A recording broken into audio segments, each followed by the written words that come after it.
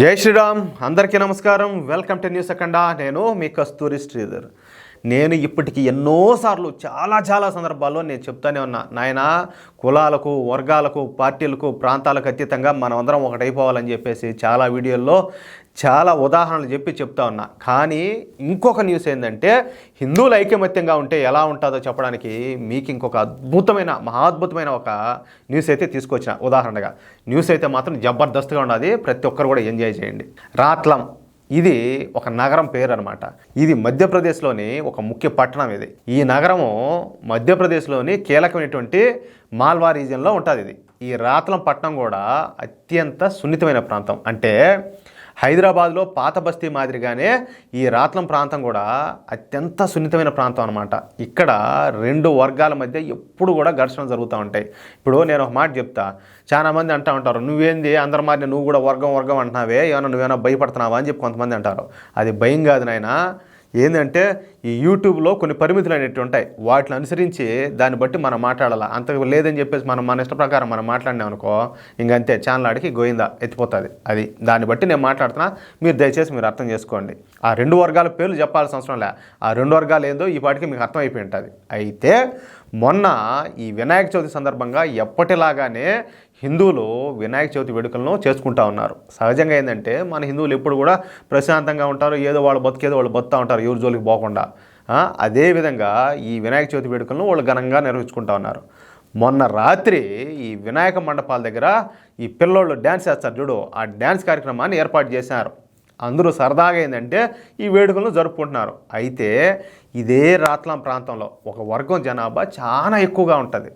అయితే మన హిందువులు ఆనందంగా ఈ వినాయక చవితి వేడుకలను జరుపుకుంటడం చూసి ఓర్చుకోలేని ఈ జిహాదీగాళ్ళు కడుపు మంటతో, ద్వేషంతో హిందువుల మీద, అది చెప్పాలంటే అసూయ, పగ ఆ మాదిరిగా అనమాట. దాంతో ఏం చేశారంటే పెద్ద సంఖ్యలో వాళ్ళంతా గుమిగూడి వచ్చి ఈ గణేష్ మండపాల మీద పెద్ద ఎత్తున అయితే ఇంక రాళ్ళ వర్షం కురిపించారు. అంటే అది చెప్తారు కదా, పిచ్చోడి చేతిలో రాయి అని చెప్పేసి పెద్దోళ్ళు ఊరికే చెప్పలా, ఇది ఇట్లాంటివన్నీ చూసే చెప్పేది.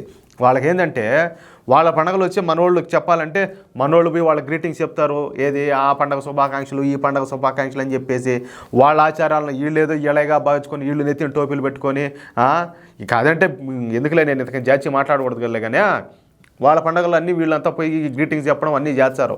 ఎక్కడ ఎటువంటి దాడులు చేయరు, హ్యాపీగా వాళ్ళ పండుగలు జరిగిపోతాయి.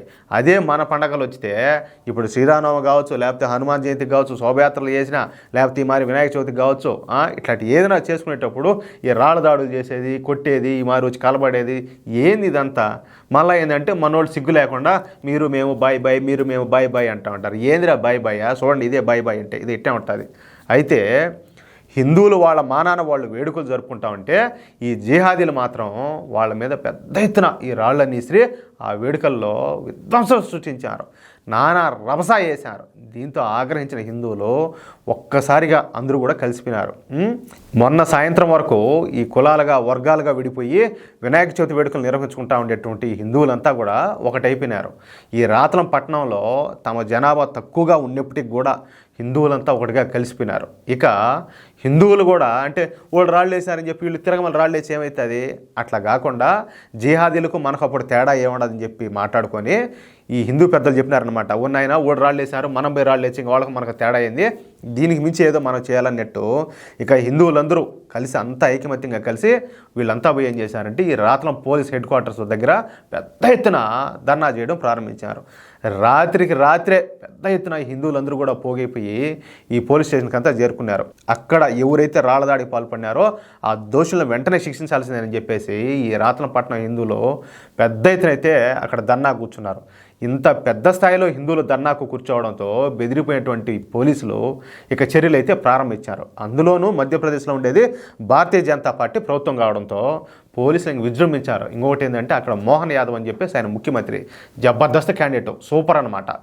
ఆయన ఊరుకుంటాడు, ఈ మాట జరిగిందంటే పోలీసు వాళ్ళకి చెప్పి చర్మ తీయమంటాడు. అట్లా చుట్టుపక్కల ప్రాంతాల నుంచి 500 మంది పోలీసులను అప్పటికప్పుడు రప్పించినారు.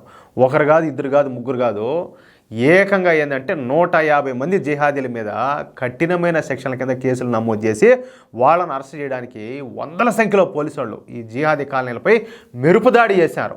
మనకు అందుతున్న సమాచారం ప్రకారం ఇప్పటి వరకు 10ల సంఖ్యలో ఈ స్టోన్ పెల్టర్స్ అంటే ఎవరు ఈ రాళ్ళు వేసేవాళ్ళు ఉన్నారు కదా, పిచ్చోళ్ళంతా, ఈ పిచ్చోళ్ళందరినీ కూడా ఈ జిహాదీ గాళ్ళను అరెస్ట్ చేసినట్టు తెలుస్తుంది.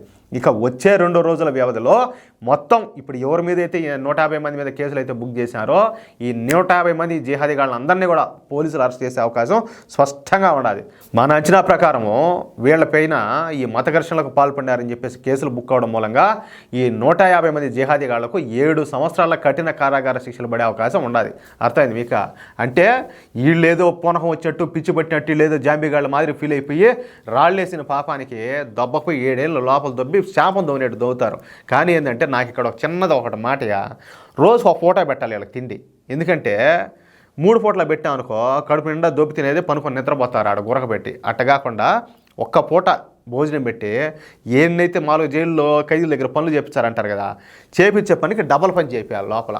అట్లా ఆ మారి చేపించే వాళ్ళు చెప్తారు కదా, ఓరే నాయనా స్వామి వీళ్ళు బతకని చెడగలేరా లోపలనే ఇప్పుడు నా తిండి లేక ఆకలితోనే పానం బయటకు అదే పని మాత్రం సాగు దొబ్బుతున్నారు లోపల, ఇంకోసారి ఈ మారి ఎవరు చేయొద్దు, ఆడ మనం రాళ్ళు వేస్తున్నాము ఇక్కడ రాళ్ళు కొట్టలేక వస్తున్నాము జైల్లో అని చెప్పేసి వాళ్ళంతా బయట ఉన్న వాళ్ళు కూడా మెసేజ్లు పంపించాలా.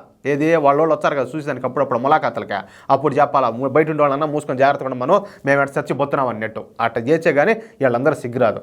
అంటే హిందువులు తమ కులాలను వర్గాలను వదిలేసి ఐకమత్యంగా పోరాడంతో దెబ్బకు ఏకంగా ఏంటంటే 150 మంది జిహాదీలపై పోలీసులు కేసులు నమోదు చేయడం ఇక్కడ గమనార్హం.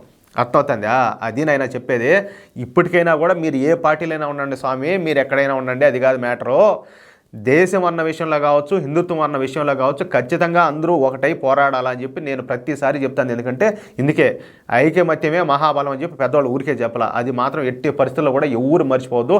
పిల్లవాళ్ళు కూడా పదే చెప్తా ఉండండి, నాయన అందరూ కలిసి ఉండాలా, అందరూ కలిసిమెలిసి ఉండాలా, మనం కలిసి ఐకమత్యంగా ఉంటేనే మనం బలంగా ఉండేది, మన భవిష్యత్తు కూడా బాగుండేది అని చెప్పి మీరు చెప్తా ఉండండి. అది ఈ వీడియోపై మీ యొక్క అమూల్యమైన అభిప్రాయాలను దయచేసి ప్రతి ఒక్కరు కూడా కామెంట్ రూపంలో తెలియజేయాలని చెప్పి కోరుకుంటూ, అలాగే ఈ వీడియోని వస్తే దయచేసి లైక్ చేయడంతో పాటు ఇలాంటి న్యూస్ ఏంటంటే 10 మందికి చేరినాయంటే 10 మందిలో కూడా మార్పు వస్తుంది. మేము ఇలాంటి వాల్యుబుల్ న్యూస్ను సేకరించి మీకు అందించేదానికి మా వంతు ప్రయత్నం మేము చేస్తున్నాం. మీరు ఇది 10 మందికి చేరేలా మీరు షేర్ చేశారంటే కొంతమందిలో అయినా కూడా మీ ద్వారా మార్పు వచ్చే అవకాశం ఉంటుంది. ప్లీజ్ కోఆపరేట్ చేయండి, సపోర్ట్ చేయండి. అలాగే ఇంతవరకు ఎవరైనా కూడా మన ఛానల్ సబ్స్క్రైబ్ చేసుకోకపోతే తప్పనిసరిగా దయచేసి మన ఛానల్ సబ్స్క్రైబ్ చేసుకోండి. అలాగే ఇలాంటి న్యూస్ మేము ప్రతిరోజు కూడా ఎన్నో ఇస్తూ ఉంటాం కాబట్టి ఎప్పటికప్పుడు ఈ న్యూస్కి సంబంధించిన నోటిఫికేషన్ మీకు రావాలంటే తప్పనిసరిగా బెల్ సింబల్ క్లిక్ చేయండి. ప్లీజ్ సపోర్ట్ చేయండి. జై శ్రీరామ్.